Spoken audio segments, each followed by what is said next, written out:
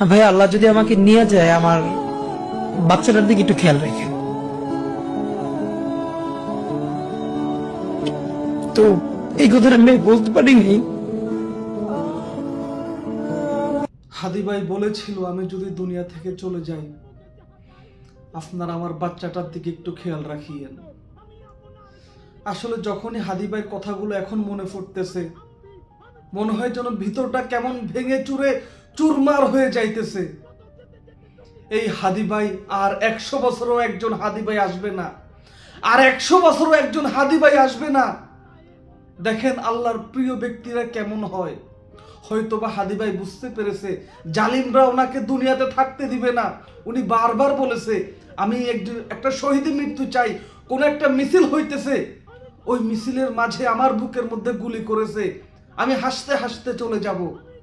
হাদি ভাই বারবার বলেছে আমাদেরকে যতক্ষণ না পর্যন্ত মাথার মধ্যে আমাদের গুলি না করবে ততক্ষণ পর্যন্ত আমাদের কোনো কিছু গায়ে লাগবে না। হাদি ভাইয়ের কথাই আজকে সত্যি হয়ে গেল। দিনটা ছিল শুক্রবার। কতটা কষ্ট পাইছে হাদি ভাই। এরকম অমানুষের মতো কিভাবে তোরা মারতে পারলি একটা মানুষকে? একটুও তোদের মনে মায়া আসলো না, একটুও দয়া আসলো না? হয়তোবা হাদি ভাই অনেক অভিমান নিয়ে আমাদের ছেড়ে চলে গেছে, আর বলতেছে আমরা তোমাদের জন্য কি করলাম, এই আগাছাপূর্ণ দেশটাকে আমরা পরিষ্কার করলাম, আর তোমরা আমাদেরকে একটু সিকিউরিটি দিতে পারলে না। তোমরা আমাদেরকে সিকিউরিটি দাও নাই। আমাকে যারা হত্যা করলো, আমাকে যারা শহীদ করলো, তোমরা ওই হত্যাকারীদেরকেও ধরতে পারলে না।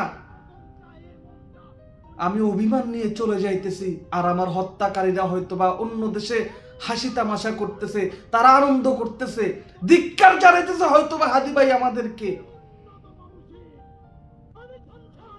ফেসবুকে ঢুকলে এখন শুধুমাত্র হাদি ভাইয়ের পোস্টগুলো, হাদি ভাইয়ের ভিডিওগুলো যখনই সামনে আসে, বিশ্বাস করেন নিজেকে ধরে রাখতে পারতেছি না, আর মানতে পারতেছি না যে হাদি ভাই আমাদের মাঝে আর নেই।